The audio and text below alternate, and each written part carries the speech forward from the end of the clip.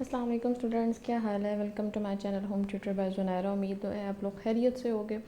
आज बच्चे एफएससी के पेपर्स ख़त्म हो गए हैं, पिंडी बोर्ड वालों के। आज लास्ट पेपर था बायो और मैथ्स का। एजुकेशन वालों के, आर्ट्स वालों के पहले ही ख़त्म हो चुके हैं। तो wish you very very best of luck to all students. Allah करे आप लोग सब बहुत अच्छे नंबरों से कामयाब हो। बिजी रूटीन की वजह से मैं कोई लेक्चर नहीं बना पाई, तो अभी जो है मैं 9th का लेकर चलूँगी लेक्चर। मतलब लास्ट जो मैंने लेक्चर एंड जहाँ पे किया था वहाँ से स्टार्ट लूँगी। आज जो है हम लेक्चर लेंगे वो है जी पीरियोडिसिटी ऑफ प्रॉपर्टीज़। ये चैप्टर नंबर 3 है केमिस्ट्री 9th का। ठीक है, ये आपने मतलब सेकेंड ईयर की केमिस्ट्री में भी मैंने पढ़ाया हुआ। तो छोटे बच्चे हैं, छोटे बच्चों को छोटे लेवल पे पढ़ाने की कोशिश करूँगी कि मतलब उनको सही समझ आ जाए। तो पीरियोडिसिटी ऑफ प्रॉपर्टीज़ में हम बात करेंगे 4-5 चीज़ों की। उससे पहले थोड़ा सा रिकॉल कर लेते हैं, जिस तरह अभी 9th पेपर्स भी रहते हैं, फर्स्ट ईयर के भी रहते हैं, 10th के भी रहते हैं। तो मेरी कोशिश है कि मैं डेली बेसिस पे बना सकूं लेक्चर। कोशिश करूँगी कि इंशाल्लाह बनाऊँ। अगर कोई कन्फ्यूजन वगैरह है तो आप लोगों की दूर कर सकूँ जितना मुझसे हो सकता है। तो अभी जो हम लेक्चर लेंगे वो है पीरियोडिसिटी ऑफ प्रॉपर्टीज़। ये 3rd चैप्टर है पीरियोडिक टेबल वाला। हमने इससे पहले जो है वो पढ़ा कि आप लोगों का जो स्मार्ट सिलेबस है उसमें उन्होंने मेंडलीव के बारे में सारा कट कर दिया कि मेंडलीव ने या बाकी साइंटिस्ट ने किस तरह काम किया पीरियोडिक टेबल के हवाले से। तो आज जो हम बात करेंगे पीरियोडिसिटी क्या चीज़ होती है कि जो रिपीटिशन हो रही है प्रॉपर्टीज़ की, एलिमेंट्स की। लाइक आपके पास एक पीरियोडिक टेबल है तो लेफ़्ट टू राइट या टॉप टू बॉटम कैसे रिपीटिशन हो रही है प्रॉपर्टीज़ की किसी भी एलिमेंट की, तो उसकी हम बात करेंगे। इससे पहले हमने पीरियोडिक टेबल के बारे में पढ़ा, मॉडर्न पीरियोडिक टेबल के बारे में पढ़ा। उसमें हमने पीरियड्स, ग्रुप्स की बात की। फिर हमने जो है उसमें ब्लॉक्स की बात की, मेटल्स, नॉन मेटल, मेटलॉइड्स वगैरह। तो आज हम जो लेंगे वो है जी पीरियोडिसिटी ऑफ प्रॉपर्टीज़। इसमें जो है सबसे पहले हम बात करेंगे, जिन चीज़ों के बारे में बात करेंगे वो पहले मैं मेंशन कर देती हूँ। हम बात करेंगे एटॉमिक रेडियस, ठीक हो गया, या इसको एटॉमिक साइज़ भी कह सकते हो आप, ठीक हो गया। उसके बाद हम बात कर लेंगे इसमें हम आयनाइजेशन एनर्जी की। देन हम बात करेंगे इलेक्ट्रॉन एफिनिटी की। देन हम बात करेंगे इसके अंदर शील्डिंग इफेक्ट की। और लास्ट पे हम बात करेंगे इलेक्ट्रोनेगेटिविटी। वन बाय वन करके हम चलते हैं कि क्या चीज़ें हैं। सबसे पहले अगर हम बात करें तो हम बात करेंगे इसमें एटॉमिक रेडियस या एटॉमिक साइज़ के बारे में, ठीक है। अच्छा, अब सबसे पहले अगर हम इसमें बात करते हैं तो मैं जो है आपको पहले इसकी आसान लफ्ज़ों में, मैं 9th का बेटा लेक्चर दे रही हूँ तो मैं उन बच्चों के लेवल पे जाकर उनको समझाने की कोशिश करूँगी। एटॉमिक रेडियस या एटॉमिक साइज़ क्या है। जिस तरह अगर मैं बात करूँ तो मेरे पास 2 एटम हैं, ठीक। आपकी बुक में एग्जांपल दी हुई कार्बन है, मतलब ये भी कार्बन है, ये भी कार्बन है। अच्छा, आप लोग मैथ्स में पढ़ते हो कि जो सेंटर या half of the circle is called its diameter, ऐसे ही पढ़ते हो। मतलब अगर हम कट कर देते हैं सर्कल को सेंटर में तो उसका डायमीटर कहलाता है। और अगर हम डायमीटर को 2 से डिवाइड कर दें, मतलब डायमीटर का मतलब हाफ कर दें, लाइक इसका मैंने हाफ कर दिया तो इट बिकम इट्स रेडियस, ठीक है। तो एटॉमिक रेडियस क्या बात है, 2 एटम हैं, दोनों एटम बॉन्डेड एटम, मतलब एटम इतना छोटा है इसका हम एटॉमिक साइज़ या एटॉमिक रेडियस निकालना बहुत मुश्किल है हमारे लिए। सॉरी। उसमें क्या होगा हमारे लिए कि 2 एटम जो बॉन्ड बनाया हुआ है उन दोनों के सेंटर के दरमियान, मतलब दोनों एटम के सेंटर के दरमियान का डिस्टेंस काउंट कर लेंगे, उसको 2 पे डिवाइड कर लेंगे तो it become radius of 1 atom. For example जिस तरह ये कार्बन एटम है, ये भी कार्बन एटम है, तो दोनों के दरमियान का जो डिस्टेंस है सेंट्रल का, दैट इज़ 154 पिकोमीटर। आपकी बुक में एग्जांपल दी हुई है कार्बन की, ठीक है।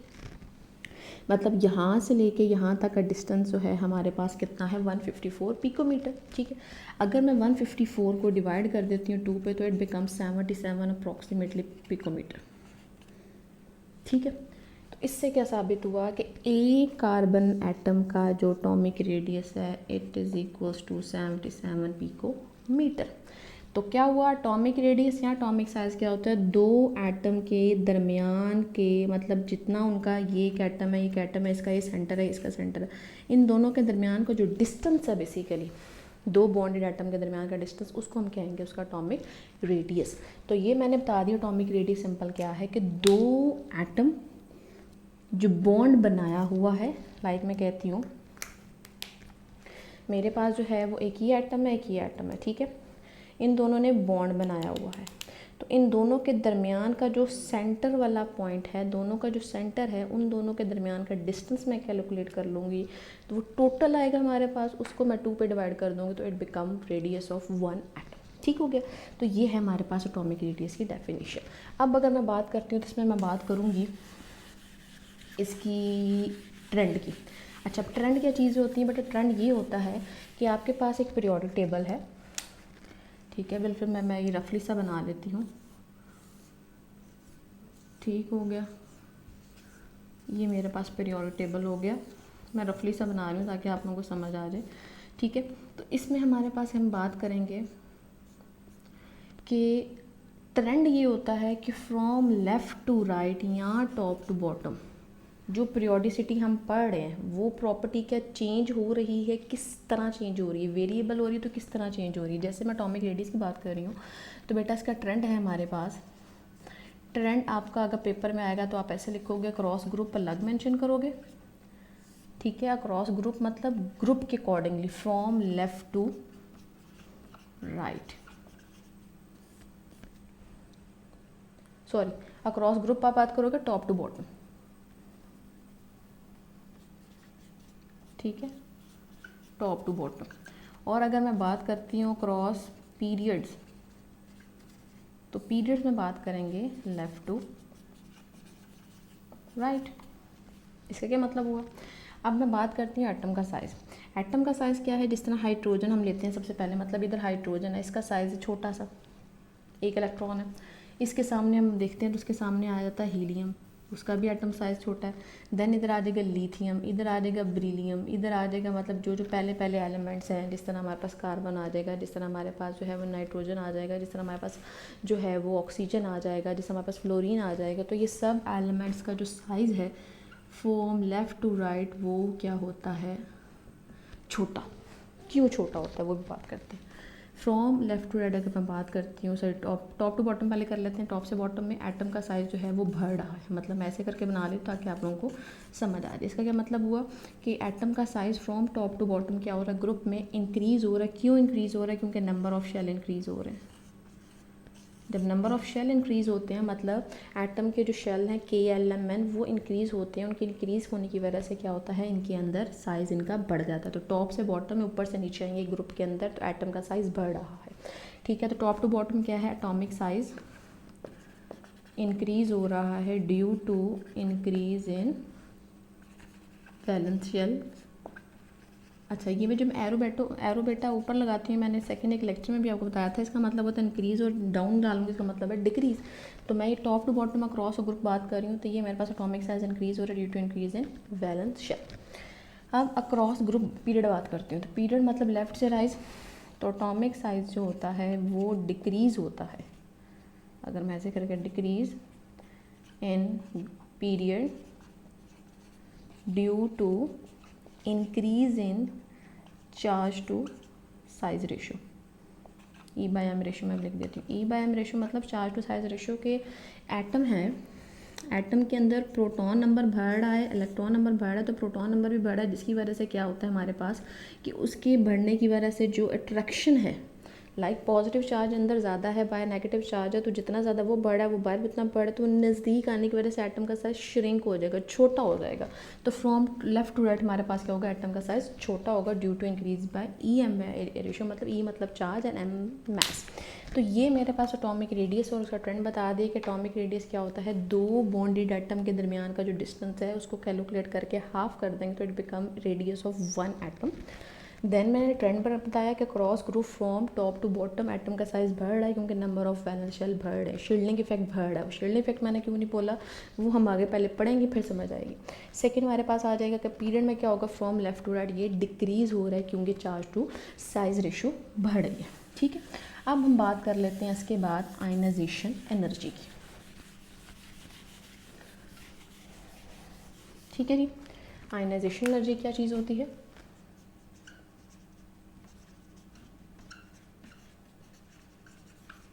आयनाइजेशन एनर्जी बेटा ये होती है, बिलफर्ज एक एटम है,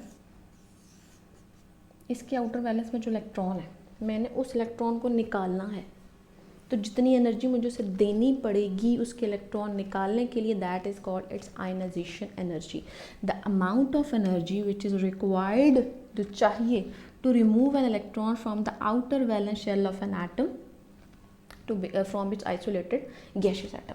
तो ये बेसिकली कि इस इलेक्ट्रॉन को मैं अगर निकाल दूंगी, जिस तरह ये है मेरे पास बच जाएगा पीछे ये, इसको आयन में कन्वर्ट करना, आयनाइजेशन आयन में कन्वर्ट करना है by losing its electron, bye gaining it's electron, मतलब उससे इलेक्ट्रॉन छीनना आपने, तो जो एनर्जी चाहिए होगी उसको बोलेंगे आयनाइजेशन एनर्जी। ठीक, अब इसकी मैं अगर ट्रेंड की बात करूँ तो ट्रेंड है अक्रॉस ग्रुप। अक्रॉस ग्रुप क्या हमारे पास का ट्रेंड है? ट्रेंड ये कहता है कि हम अगर जब लेफ़्ट से राइट चाहते हैं, अभी हमने पढ़ा चार्ज टू साइज रेशो बढ़ रही है, मतलब प्रोटॉन इलेक्ट्रॉन के दरमियान अट्रैक्शन बढ़ रही है, तो जितनी अट्रैक्शन उनके दरमियान होगी उसमें से इलेक्ट्रॉन निकालना उतना मुश्किल हो जाएगा। That's why ionisation energy in मैं ग्रुप की बात में कर रही हूँ, पहले हम पीरियड का कर लेते हैं। पीरियड मतलब फ्रॉम लेफ्ट टू राइट जा रहे हैं, E by M ratio increase होने की वजह से उनके दरमियान अट्रैक्शन बढ़ रही है, तो इलेक्ट्रॉन निकालना मुश्किल हो रहा है। दैट्स वाई आयनाइजेशन एनर्जी जो है वो इंक्रीज हो रही है from left to right due to increase in E by M ratio, मतलब चार्ज टू साइज रेशो। ठीक है, अब अगर मैं ग्रुप की बात करती हूँ from to top to bottom, तो टॉप टू बॉटम अगर हम बात करते हैं तो जो एटम का साइज़ है वो बढ़ रहा है, जिस तरह ये मैंने पहले भी बताया था कि एटम का साइज़ बढ़ता जा रहा है, तो जितना एटम का साइज़ बढ़ेगा इट्स मीन उसके इलेक्ट्रॉन उसके न्यूक्लियस से दूर है, तो उनको निकालना ज़्यादा आसान है, तो हमें कम एनर्जी देनी पड़ेगी उसमें से इलेक्ट्रॉन एक्सट्रैक्ट करने के लिए, रिमूव करने के लिए। तो आयनाइजेशन एनर्जी जो होगी वो डिक्रीज़ होगी from top to bottom due to increase in valence shell या due to decrease in forces of attraction between the valence shell electron and the nucleus। ये मैंने आपको ट्रेंड बता दी। छोटे छोटे क्वेश्चन आते हैं, why the ionisation energy of the element present in the same group from top to bottom it decreases, उसमें हम मेंशन करोगे कि बैलेंस शेल इंक्रीज होने की वजह से अट्रैक्शन वीक होती है, जिसकी वजह से इलेक्ट्रॉन निकालना आसान है, और from top left to right हमारे पास आयनाइजेशन एनर्जी बढ़ रही है just because of increase in E by M ratio, mean to से चार्ज टू साइज रेशो बढ़ रही है। ठीक, ये हो गया आयनाइजेशन एनर्जी। अगर आपको ये समझ आ जाएगा तो इलेक्ट्रॉन अफिनिटी भी इजीली समझ आ जाएगा, क्यों उसमें क्या फ़र्क है। इलेक्ट्रॉन अफिनिटी में सिर्फ ये फ़र्क है, उसकी डेफिनेशन थोड़ी सी चेंज है, ट्रेंड दोनों का सेम है, रीजंस भी सेम है। इलेक्ट्रॉन अफिनिटी क्या चीज़ होती है, अगर मैं इसके साइड बाय साइड इसको लेके चलूँ, हमने बात की आयनाइजेशन एनर्जी ये होती है कि जो एनर्जी हमें चाहिए किसी भी एटम के अंदर से इलेक्ट्रॉन निकालने के लिए। ठीक है, अब हम बात करते हैं इलेक्ट्रॉन अफिनिटी क्या चीज़ है। तो इलेक्ट्रॉन अफिनिटी बेटा क्या होती है कि वो एनर्जी जो चाहिए होगी या रिलीज़ होगी, निकलेगी, मतलब जो चीज़ एनर्जी एब्जॉर्ब हो या रिलीज़ हो जब किसी भी एटम के अंदर इलेक्ट्रॉन ऐड किया जाए। डिफरेंस समझ आ रहा है? आयनाइजेशन एनर्जी में इलेक्ट्रॉन निकालने के लिए एनर्जी चाहिए, और इलेक्ट्रॉन अफिनिटी में एनर्जी चाहिए या निकले कब, जब उसमें से इलेक्ट्रॉन ऐड किया जाए, मतलब किसी भी एटम के अंदर इलेक्ट्रॉन ऐड करना है तो इलेक्ट्रॉन अफिनिटी, और किसी के अंदर इलेक्ट्रॉन निकालना है तो आयनाइजेशन एनर्जी। ठीक हो गया, दोनों का मतलब सिर्फ डेफिनेशन चेंज है, बाकी इनका जो ट्रेंड है वो सेम है। अक्रॉस ग्रुप बात करूँगी, फ्रॉम टॉप टू बॉटम बात होती है कि एटम का साइज़ बढ़ रहा है, नंबर ऑफ वैलेंस शेल बढ़ रहे हैं, नंबर ऑफ वैलेंस शेल बढ़ने की वजह से क्या हो रहा है हमारे पास कि इलेक्ट्रॉन अफिनिटी जो है वो कम चाहिए, कम रिलीज़ होगी, कम मतलब जो है वो देनी होगी किसी भी एटम के अंदर इलेक्ट्रॉन ऐड करना, तो इलेक्ट्रॉन ऐड हो जाएंगे easily, due to which we need और रिलीज लेस इलेक्ट्रॉन एफिनिटी, या सिंपल कह लो कि इलेक्ट्रॉन एफिनिटी जो है वो डिक्रीज़ हो रही है इन group due to increase in shielding effect, due to increase in valence shell, due to weak attraction between the valence shell electron and the nucleus। ठीक है, अब मैं बात करती हूँ क्रॉस पीरियड। तो पीरियड में अगर हम बात करते हैं, period from left to right, atom का साइज़ छोटा होता जा रहा है, अट्रैक्शन स्ट्रॉन्ग होती जा रही है, तो उसमें इलेक्ट्रॉन ऐड करना भी मुश्किल हो रहा है, और जिसकी वजह से हमें क्या कर रहे हैं कि एनर्जी ज़्यादा चाहिए होगी या ज़्यादा रिलीज़ होगी। तो मैं कहूँगी electron affinity increases from left to right. ठीक है, in a period due to increase in E by M ratio. वही बात बार बार रिपीट हो रही है। ठीक है, आप 2-3 रीज़न अच्छे से तैयार कर लो बेटा, तो आपका पूरा ये जो पीरियोडिसिटी वाला टॉपिक है बहुत अच्छे से एक्सप्लेन हो जाएगा, बहुत अच्छे से तैयार हो जाएगा। ठीक है, तो ये होगी इलेक्ट्रॉन अफिनिटी। मतलब मैंने बात की थी कि दोनों का ट्रेंड सेम है, सिर्फ डेफिनेशन में फ़र्क है, इलेक्ट्रॉन अफिनिटी और आयनाइजेशन एनर्जी। अब हम बात करते हैं, बहुत इंपॉर्टेंट है कि शील्डिंग इफेक्ट। 2-3 दफ़ा मैंने इसका नाम लिया, आप लोगों को कहोगे ये क्या चीज़ें हैं। शील्डिंग इफेक्ट बेटा ये होता है, जिस तरह मैं कहती हूँ ये एटम है, इसका स्ट्रक्चर है, ये इलेक्ट्रॉन्स हैं,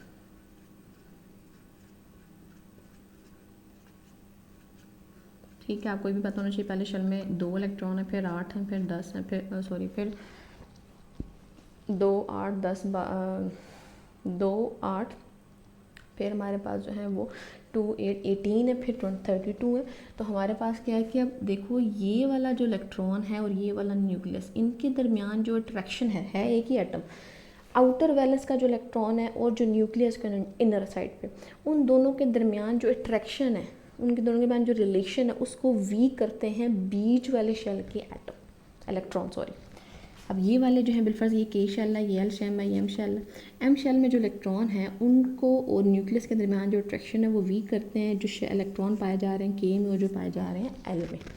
मतलब मैं क्या कहती हूँ, मेरे पास ये न्यूक्लियस है, ये इनर शेल के इलेक्ट्रॉन्स हैं, और ये मेरे पास आउटर वैलेंस। तो आउटर वैलेंस और न्यूक्लियस के दरमियान को जो अट्रैक्शन है उसको वीक करता है कौन, बीच वाले शेल के इलेक्ट्रॉन। तो उसको हम बोलेंगे ये है शील्डिंग इफेक्ट। मतलब शील्ड कर देते हैं न्यूक्लियस को, जिसकी वजह से न्यूक्लियस से वो दूर हो जाता है आउटर वैलेंस का इलेक्ट्रॉन। ठीक है, this is called shielding effect, simple words में। इसकी अब क्या है, हमारे पास शील्डिंग इफेक्ट का जो ट्रेंड है बहुत ईजी है। इसका जो है ट्रेंड अगर मैं बात करूँ अक्रॉस पीरियड, तो ये कांस्टेंट है।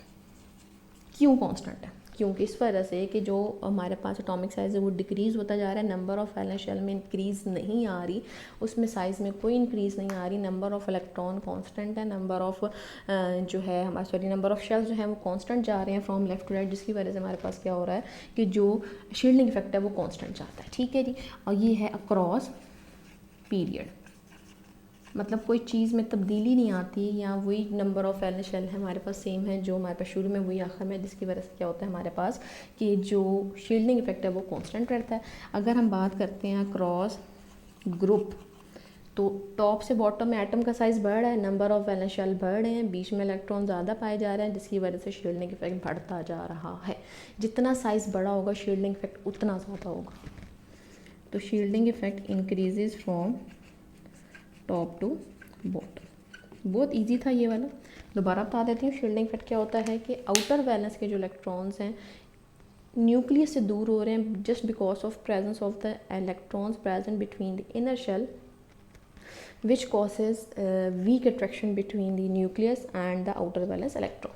तो ये हमारे पास शील्डिंग इफेक्ट हो गया। इसका ट्रेंड है क्रॉस पीरियड, ये कांस्टेंट होता है। क्यों? क्योंकि नंबर ऑफ वैलेंस शेल जो हैं जितने यहाँ पे हैं उतने ही आगे एलिमेंट्स में आते हैं फ्रॉम लेफ्ट टू राइट, जिसकी वजह से हमारे पास क्या होता है कि जो शील्डिंग इफेक्ट है वो कांस्टेंट होता है। और अगर ग्रुप में बात करेंगे टॉप से बॉटम में, तो साइज़ बढ़ रहा है, साइज़ बढ़ने की वजह से क्या होता है number of valence shell increase होते हैं और शील्डिंग इफेक्ट इंक्रीज़ होता है। ठीक हो गया जी। अब हम बात करते हैं लास्ट पीरियोडिसिटी वाले स्टेप की, जो है जी इलेक्ट्रोनेगेटिविटी। अब इलेक्ट्रोनेगेटिविटी क्या चीज़ है? इलेक्ट्रोनेगेटिविटी बेटा बहुत कह लो एक कॉमन प्रॉपर्टी है। सबसे पहले समझ लो इलेक्ट्रोनेगेटिविटी सबसे ज़्यादा अगर पूरे पीरियोडिक टेबल में है तो वो है फ्लोरीन की। फ्लोरीन की जो सबसे ज़्यादा इलेक्ट्रोनेगेटिविटी है that is 4 according Pauling scale. Pauling एक साइंटिस्ट था जिसने इलेक्ट्रोनेगेटिविटी के बारे में कॉन्सेप्ट दिया था, और उसने कहा था सबसे ज़्यादा अगर इलेक्ट्रोनेगेटिविटी है किसी भी एलिमेंट की तो दैट इज़ फ्लोरीन, बाकी इसकी इससे कम है। फ्लोरीन पाया जाता है 7A ग्रुप में। हैलोजन जिसको बोल जाता है, ठीक है। तो अब इलेक्ट्रोनेगेटिविटी होता क्या, इलेक्ट्रोनेगेटिविटी बेटा ये जिस तरह मैं कहती हूँ मेरे पास जो है ये लाइक HF ले लो, ठीक है। फ्लोरीन ने अपना इलेक्ट्रॉन डाला हुआ है, हाइड्रोजन ने भी डाला हुआ है, फ्लोरीन के पास अपने 7 इलेक्ट्रॉन और मौजूद है, ठीक है। इसके पास 7 इलेक्ट्रॉन अपने मौजूद हैं, 8वां उसने शेयर किया हुआ है इसके साथ, सॉरी 8वां उसने इसके साथ शेयर किया हुआ है, ठीक है। मतलब 7वां से शेयर किया हो तो इसका कोवलेंट बॉन्डिंग में ही 8 हो जाएंगे। अच्छा, अब क्या होता है कि ये इलेक्ट्रॉन तो है हाइड्रोजन का, लेकिन फ्लोरीन ने जब इसके साथ बॉन्ड बनाया हुआ है तो फ्लोरीन उसके इलेक्ट्रॉन्स को भी ज़्यादा अपनी तरफ खींचा हुआ है। मतलब क्या कि कोई किसी भी एटम की ये प्रॉपर्टी कि जब वो शेयरिंग करता है किसी भी एटम के साथ तो उसके इलेक्ट्रॉन्स को भी अपनी तरफ अट्रैक्ट करता है, मतलब शेयर्ड पेयर ऑफ इलेक्ट्रॉन को अपनी तरफ ज़्यादा अट्रैक्ट कर देता है just because of presence of electronegativity. उस पर नेगेटिव चार्ज आ जाता है, क्यों? क्योंकि उसने दूसरे के इलेक्ट्रॉन्स भी अपनी तरफ खींच के रख लिए और जिससे दूर कर दिए जाते हैं उस पर आ जाता है पार्शियल पॉजिटिव और जिसके नज़दीक किया जाता है उस पर आ जाता है पार्शियल नेगेटिव। इलेक्ट्रोनेगेटिविटी क्या चीज़ है, फ्रॉम लेफ़्ट टू राइट, मतलब सॉरी एक दो एटम ने आपस में बॉन्ड बनाया हुआ है तो उनके दरमियान जो शेयरिंग हो रही है इलेक्ट्रॉन्स की, उन शेयर्ड पेयर्ड इलेक्ट्रॉन्स को दूर कर देता है एक एटम दूसरे एटम से, तो उसको बोला जाता है इलेक्ट्रोनेगेटिविटी पावर उसकी ज़्यादा है। तो इसकी अगर ट्रेंड की बात करूँ तो ट्रेंड इसका है cross group from left to right. Electronegativity जो है E.N लिखूँगी, ये डिक्रीज़ होती है फ्रॉम टॉप टू बॉटम, ठीक है, सिंपल सी बात है। और अगर मैं बात करूँ across period from top to left to right, तो हमारे पास इलेक्ट्रोनेगेटिविटी जो है वो इंक्रीज़ हो रही है फ्रॉम लेफ़्ट टू राइट। क्यों? From left to right electronegativity power increase हो रही है, फ्रॉम लेफ़्ट टू राइट जो है वो नॉन मेटल्स बढ़ते जा रहे हैं, इस साइड मेटल्स, और मेटल्स की प्रॉपर्टी होती है कि इलेक्ट्रॉन देने के नहीं लेने की होती है, सॉरी देने की प्रॉपर्टी होती है, इलेक्ट्रोपॉजिटिव कहलाते हैं, और नॉन मेटल्स की प्रॉपर्टी होती है इलेक्ट्रॉन लेने की। तो इलेक्ट्रॉन छीनने की प्रॉपर्टी है नॉन मेटल्स की, जिनकी वजह से इनकी इलेक्ट्रोनेगेटिविटी पावर ज़्यादा होती है, और मेटल्स की इलेक्ट्रोनेगेटिविटी पावर बहुत कम होती है क्योंकि इलेक्ट्रोपॉजिटिव ज़्यादा है। इसका मतलब है कि दूसरों को इलेक्ट्रॉन अपना आसानी से डोनेट कर देते हैं, ठीक है जी। तो ये हमारे पास सिंपल आज के 4-5 पॉइंट्स थे। सबसे पहले मैंने आपको एटॉमिक रेडियस के बारे में बताया, उसका ट्रेंड बताया, देन मैंने आपको आयनाइजेशन एनर्जी का ट्रेंड बताया, फिर मैंने इलेक्ट्रो एफिनिटी का बताया, देन मैंने शील्डिंग इफेक्ट, और लास्ट मैंने बताया इलेक्ट्रोनेगेटिविटी का।